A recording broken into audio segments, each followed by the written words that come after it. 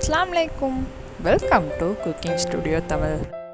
இன்றைக்கி நம்ம சேனலில் பிரியாணிக்கு ரொம்பவே சூப்பரான சைடிஷ் கத்திரிக்காய் கிரேவி எப்படி செய்கிறதுன்னு தான் பார்க்க போகிறோம். வாங்க எப்படி செய்கிறதுன்னு ரெசிபிக்குள்ளே போய் தெரிஞ்சுக்கலாம். இதுக்கு நான் ஒரு 2 டேபிள் ஸ்பூன் அளவுக்கு வெள்ளை எள்ளு இது இந்த மாதிரி நல்லா ட்ரை ரோஸ்ட் பண்ணி எடுத்துக்கோங்க. இது கூடவே ஒரு 3 டேபிள் ஸ்பூன் அளவுக்கு வறுத்த வேர்க்கடலை சேர்த்துருக்கேன். அதை மிக்ஸி ஜாரில் சேர்த்து இந்த மாதிரி நல்லா ஃபைன் பவுடராக அரைச்சி வச்சுக்கோங்க. இன்றைக்கி நான் ஒரு 8 கத்திரிக்காய் எடுத்திருக்கேன். அது இந்த மாதிரி நடுவில் கட் பண்ணி வச்சுருக்கேன்.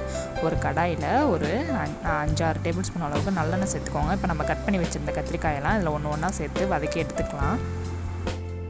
கண்டிப்பாக இதுக்கு நீங்கள் நல்லெண்ணெய் சேர்த்து தான் செய்யணும். அப்போ தான் கிரேவியோட டேஸ்ட்டும் ஃப்ளேவரும் நல்லாயிருக்கும்.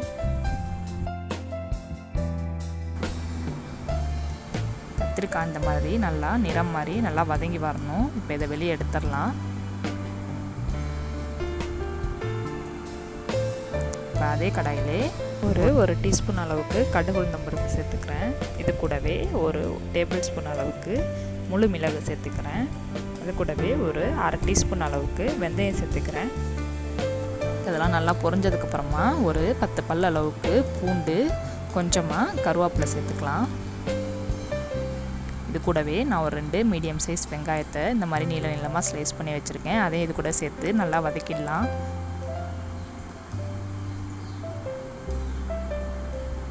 வெங்காயம் நல்லா வதங்கினதுக்கப்புறமா இது கூடவே 2 மீடியம் சைஸ் தக்காளி சேர்த்துருக்கேன். அதையும் சேர்த்து நல்லா வதக்கிடுங்க.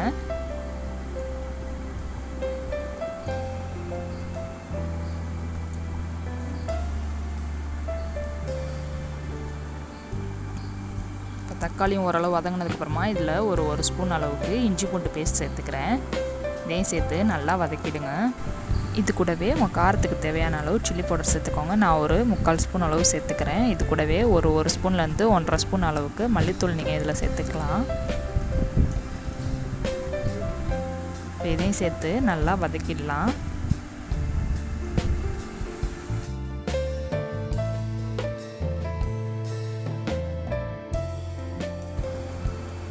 எண்ணெயிலே எல்லாம் நல்லா வதங்கணும். இப்போ நம்ம வதக்கி வச்சுருந்த கத்திரிக்காயை இது கூட சேர்த்துடலாம். சேர்த்து நல்லா மிக்ஸ் பண்ணி விட்டுருங்க.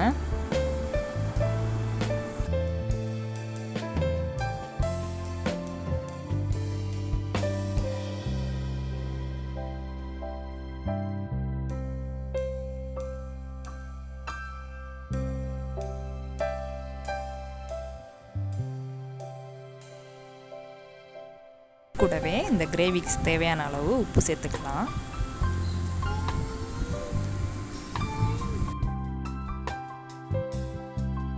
நான் ஒரு எலுமிச்சம்பழம் அளவு புளி எடுத்து தண்ணி சேர்த்து கரைச்சி வச்சுருக்கேன். அந்த கரைச்சி வச்ச தண்ணி ஒரு கப் அளவுக்கு இதில் சேர்த்துக்கிறேன்.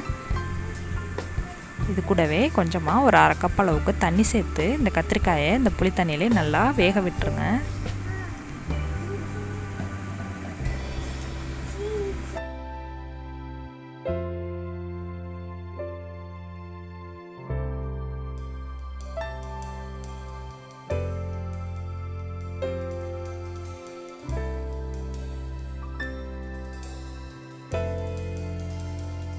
கத்திரிக்காயெல்லாம் நல்லா வெந்துடுச்சு. இப்போ நம்ம ஃபஸ்ட்டு ரெடி பண்ணி வச்சுருந்தோம் இல்லையா எள்ளு வேர்க்கடலை பொடி, அந்த பொடியை தண்ணி கலந்து இது கூட இப்போ நான் சேர்த்துக்கிறேன்.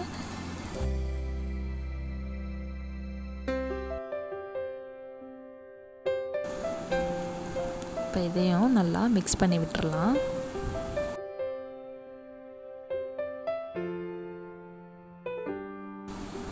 மிக்ஸ் பண்ணதுக்கப்புறமா லோ ஃப்ளேம்லேயே வச்சு நல்லா கொதிக்க விடுங்க.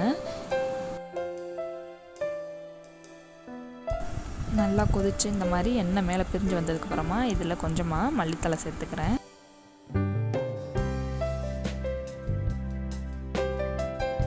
அவ்வளோதாங்க, நம்மளோட கத்திரிக்காய் கட்டா ரொம்பவே சூப்பராக ரெடி ஆயிடுச்சு. நீங்களும் இந்த ரம்ஜானுக்கு உங்கள் வீட்டில் ட்ரை பண்ணி பாருங்கள். இந்த ரெசிபி உங்களுக்கு பிடிச்சிருந்துச்சுன்னா லைக் பண்ணுங்கள், ஷேர் பண்ணுங்கள், கமெண்ட் பண்ணுங்கள். மறக்காமல் எங்களோட சேனலை சப்ஸ்கிரைப் பண்ணுங்கள். அனைவருக்கும் இனிய ரமலான் நல்வாழ்த்துக்கள். தேங்க்ஸ் ஃபார் வாட்சிங். தேங்க்யூ.